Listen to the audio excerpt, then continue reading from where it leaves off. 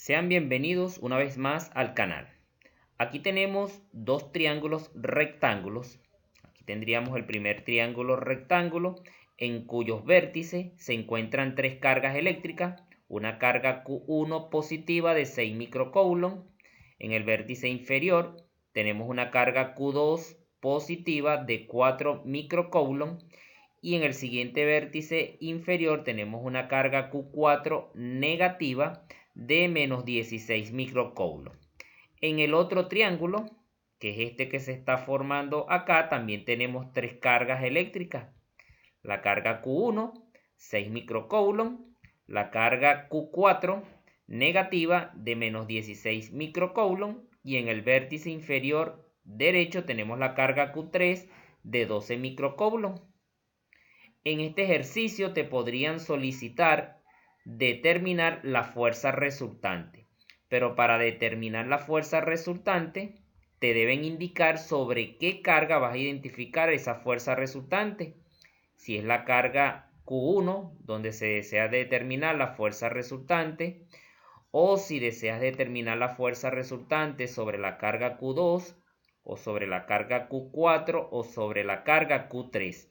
Siempre debemos conocer sobre qué carga vamos a determinar cuál es la fuerza resultante. Yo voy a suponer que esa fuerza resultante la vamos a determinar es sobre la carga Q1.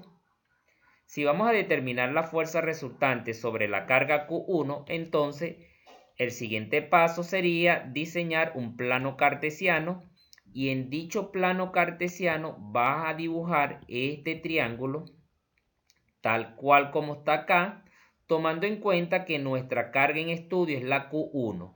Como la carga en estudio es la Q1, entonces este vértice se debe ubicar en el origen de coordenadas, es decir, específicamente en este punto. Al ubicar ese vértice en el origen de coordenadas, el dibujo del triángulo quedaría de esta manera, donde acá tendríamos la carga Q1 positiva. Aquí tendríamos la carga Q2, que también es positiva. Tendríamos también en este otro vértice la carga Q3, que es positiva. Y en este vértice vamos a tener la carga negativa, que es la carga Q4. ¿Qué pasa? Si la carga Q1 es la carga en estudio, nosotros vamos a tener una fuerza resultante. Pero si te indican que la fuerza resultante debes conseguirla en este vértice, entonces vas a obtener otros resultados. O si te indica que debes determinar la fuerza resultante sobre la carga Q3, vas a obtener otros resultados. Todas las fuerzas resultantes en los diferentes vértices van a ser distintas. Hay una fuerza resultante sobre esta carga, hay una fuerza resultante sobre esta, hay una fuerza resultante sobre esta y va a haber una fuerza resultante sobre esta, y todas van a ser distintas. Por eso es que debemos saber sobre qué carga es que se va a determinar esa fuerza resultante. Después que tú ubicas la carga Q1, que va a ser la carga en estudio para este ejercicio, entonces vamos a hacer una representación vectorial de las fuerzas que están actuando sobre esta carga. Si tomamos en cuenta esta carga y esta carga, te darás cuenta que ambas son positivas. Por ser ambas positivas, esta carga Q1, que es la carga en estudio, se va a alejar de esta carga, que es la carga Q2. Ese alejamiento se le llama una fuerza repulsiva. Esa fuerza se representa por medio de un vector dirigido hacia arriba, ya que la carga se alejaría de la carga Q2. Y vamos a identificar este vector con la variable F21, que sería fuerza que la carga 2 ejerce sobre la carga 1. Por otra parte, aquí tenemos carga positiva y carga positiva. Va a haber una fuerza de repulsión entre ambas cargas, ya que son del mismo signo, pero como nuestra carga en estudio es esta carga que se encuentra acá en el origen, que es la carga Q1, entonces representamos un vector que va dirigido hacia arriba también, que significa que esa carga Q1 se está alejando de la carga Q3. Este vector lo voy a identificar con la variable F 3,1, que significa magnitud de la fuerza que la carga 3 ejerce sobre la carga 1. Y por otra parte, como esta carga Q1 es positiva y la carga Q4 es negativa, entonces entre ambas cargas se manifiesta una fuerza de atracción. Como la carga Q1 es la carga en estudio, que es esta que está acá, entonces esta carga se acercaría hacia la carga Q4. Por esa razón, representamos un vector dirigido hacia la carga Q4. Si esta carga fuera positiva, entonces hubiera una repulsión y el vector tendría este sentido, hacia arriba. Pero como es una fuerza de atracción, entonces el vector se escribe hacia abajo o se representa hacia abajo.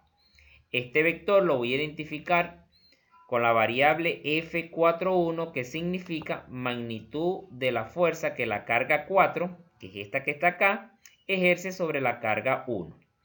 Este sería el siguiente paso: escribir o representar gráficamente las fuerzas que están actuando sobre esta carga. ¿Qué vamos a hacer? Vamos a aplicar la ley de Coulomb, tanto acá como acá como acá. Vamos a aplicar esta formulita 3 veces con la información que ya la tenemos acá para poder determinar la magnitud de esta fuerza, la magnitud de esta fuerza y la magnitud de esa fuerza. Para hallar la magnitud de cada una de esas fuerzas, entonces vamos a proceder de la siguiente manera. Vamos a hallar la magnitud de la fuerza 2,1. Para ello usamos la ley de Coulomb. Decimos entonces que la magnitud de la fuerza 2,1 va a ser igual a la constante electrostática. La constante electrostática tiene un valor de 9 por 10 elevado a la 9 newton metros cuadrados sobre Coulomb cuadrado. Eso iría multiplicado por las dos cargas involucradas. En este caso, las dos cargas involucradas es la carga 2. La carga 2 es de 4 microcoulomb. Debemos transformar de microcoulomb a coulomb. Basta solamente quitar microcoulomb y colocar 10 elevado a la menos 6. Al colocar 10 elevado a la menos 6, entonces nos quedaría 4 por 10 elevado a la menos 6 coulomb. La otra carga involucrada es la carga Q1. La carga Q1 es de 6 microcoulomb. Quitas esto, microcoulomb, y colocas 10 elevado a la menos 6. Entonces quedaría 6 por 10 elevado a la menos 6 coulomb. Eso iría dividido entre la distancia de separación que hay entre estas dos cargas. Esa distancia es de 8 centímetros. Transformamos de centímetros a metros. Divides 8 entre 100, que sería 0,08. Y eso lo elevamos al cuadrado. Ahora, al multiplicar todos los factores del numerador, 9 por 10 elevado a la 9, por 4 por 10 elevado a la menos 6, por 6 por 10 elevado a la menos 6, le das igual, colocas el signo de división, escribes entre paréntesis 0,08 y lo elevas al cuadrado, cierras paréntesis, y eso te va a dar como resultado que la magnitud de la fuerza 2,1 va a ser igual a 33,75 newton. Esa sería la magnitud de la fuerza 2,1. Vamos a buscar ahora la magnitud de la fuerza 3,1. Procedemos de la misma manera. La magnitud de la fuerza 3,1 va a ser igual nuevamente a la constante electrostática multiplicado por las dos cargas involucradas. Las dos cargas involucradas en este caso serían la 3 y la 1.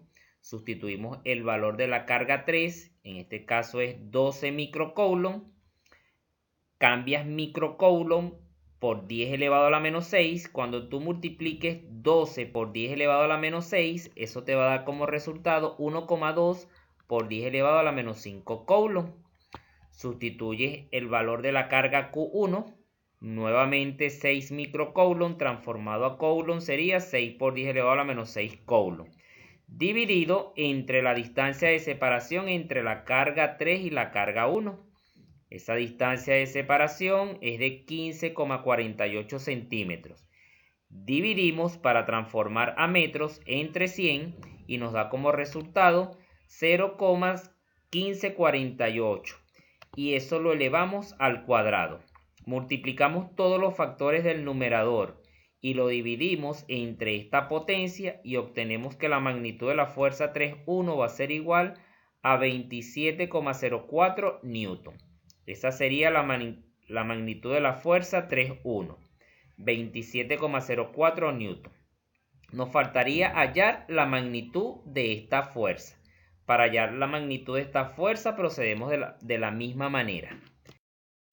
La magnitud de la fuerza 4.1 va a ser igual a la constante electrostática multiplicado por las dos cargas involucradas. Las dos cargas involucradas en este caso sería la carga 4 y la carga 1. La carga 4 negativa de 16 microcoulomb. Transformamos a coulomb, quitamos micro y colocamos 10 elevado a la menos 6. Al multiplicar 16 por 10 elevado a la menos 6 nos va a dar como resultado 1,6 por 10 elevado a la menos 5 coulomb.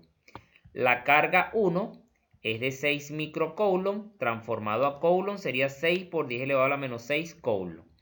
Eso iría dividido entre la distancia de separación entre las dos cargas. La distancia de separación entre la carga Q1 y la carga Q4 sería 7,74 centímetros. Transformamos de centímetros a metro, dividimos 7,74 entre 100 y nos da como resultado 0,0774 y eso lo elevamos al cuadrado.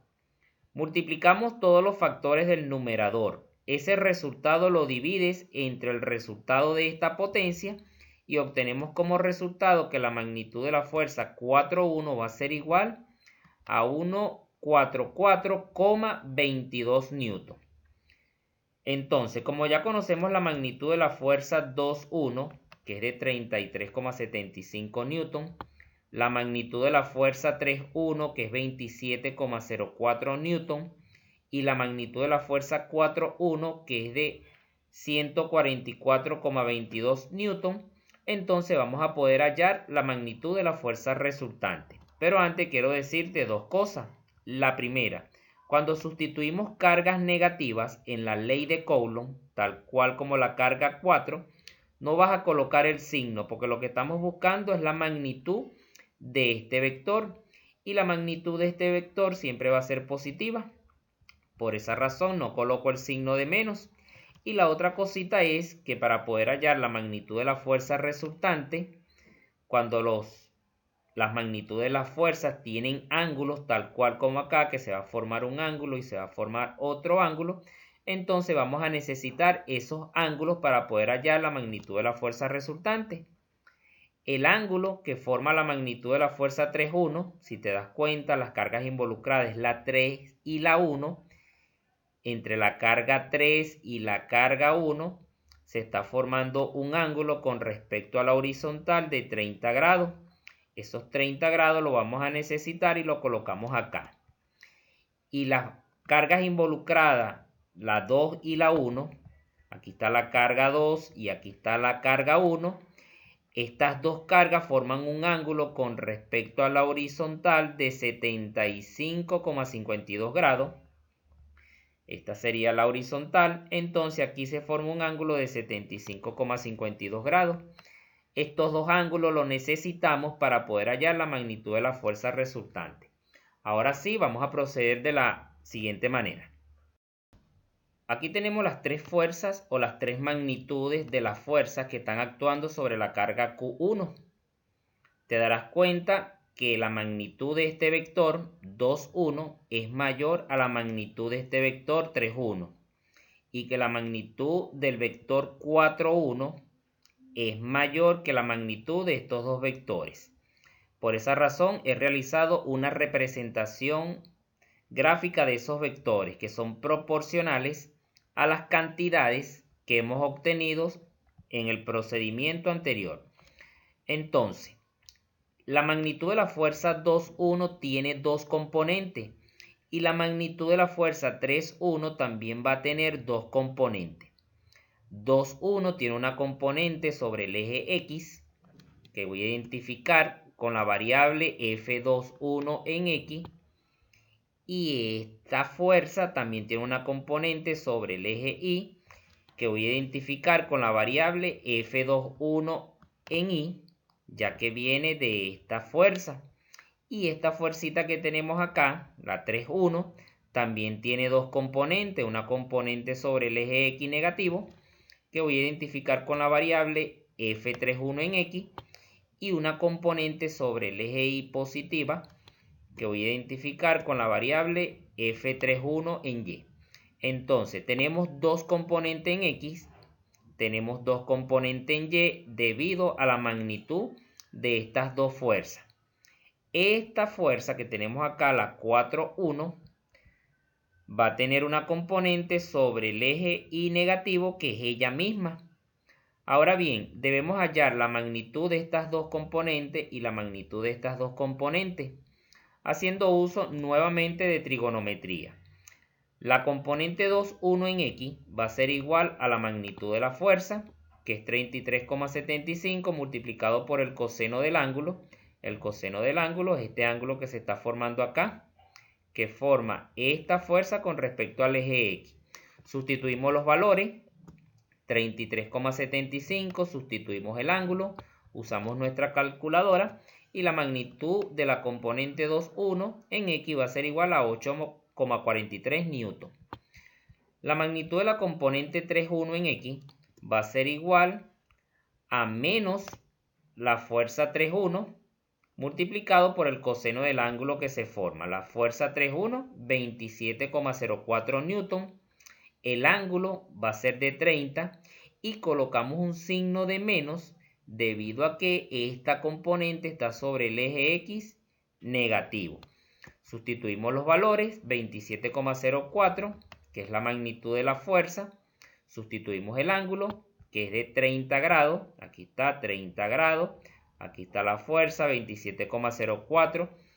Hacemos uso de la calculadora y la magnitud de esa componente es de menos 23,41 newton. Procedemos ahora de la misma forma para hallar la magnitud de estas dos componentes, pero en vez de usar el coseno, vamos a usar el seno del ángulo. Sustituimos entonces de esta manera para hallar la fuerza resultante de las componentes en X sería la sumatoria algebraica de estos dos valores, 8,43 newton, menos, porque aquí tenemos un signo menos, 23,41 newton. Eso nos daría como resultado que la fuerza resultante de las componentes en X es igual a menos 14,98 newton. Vamos con las componentes en Y. Componente F21 en Y, que es esta que está acá, va a ser igual a la magnitud de la fuerza multiplicado por el seno del ángulo, que es 75,52. La magnitud de la fuerza es 33,75 newton, el ángulo 75,52. Usamos nuestra calculadora y determinamos que la magnitud de la componente 2,1 en Y o en Y es igual a 32,67 newton. Procedemos de la misma manera para la magnitud de la componente 3,1 en Y. Decimos, componente 3,1 en Y va a ser igual a la magnitud de la fuerza. La magnitud de la fuerza 3,1 es 27,04 newton. Y el ángulo que forma esta fuerza con respecto al eje X es de 30 grados. Sustituimos, hacemos uso de la calculadora, multiplicamos allí 27,04 newton por el seno de 30 y nos da como resultado 13,52 newton. De esta manera vamos a hallar la magnitud de la fuerza resultante, de las componentes resultantes en Y. Tenemos dos componentes sobre el eje X, sobre el eje Y positivo, y tenemos una componente sobre el eje Y negativo. Entonces sumamos esta más esta menos esta y nos daría como resultado que la componente en Y va a ser igual a 32,67 newton, que es este valor, más 13,52 newton, que es este valor. Si te das cuenta, ambos resultados positivos porque esas componentes están sobre el eje Y positivo, menos 144,22 newton, que es esta componente que tenemos acá. Esta es la magnitud de la fuerza, pero esta fuerza tiene su componente que está sobre ese eje X, sobre ese eje Y, que es ese mismo valor. Entonces sumamos y restamos y nos da como resultado menos 98,03 newton. Como ya tenemos la componente resultante en X y tenemos la componente resultante en Y, vamos a poder determinar la magnitud de la fuerza resultante. La magnitud de esa fuerza resultante la obtenemos de esta manera. Representamos las dos componentes. Como tú podrás ver, esta componente es negativa, está sobre el eje X negativo. Esta componente en Y es negativa, está sobre el eje Y negativo. Trazamos un segmento paralelo a la componente en Y. Trazamos un segmento paralelo a la componente en X. Y el punto donde se intersectan esos dos segmentos, entonces va a ser el punto terminal de la fuerza resultante, que va desde el origen hasta este punto. Y esa sería la fuerza resultante. Como acá se forma un triángulo rectángulo, donde nosotros conocemos los catetos, que es la componente en Y y la componente en X, hacemos uso de Pitágoras. Y entonces la fuerza resultante va a ser igual a la componente resultante en X al cuadrado más la componente resultante en Y al cuadrado.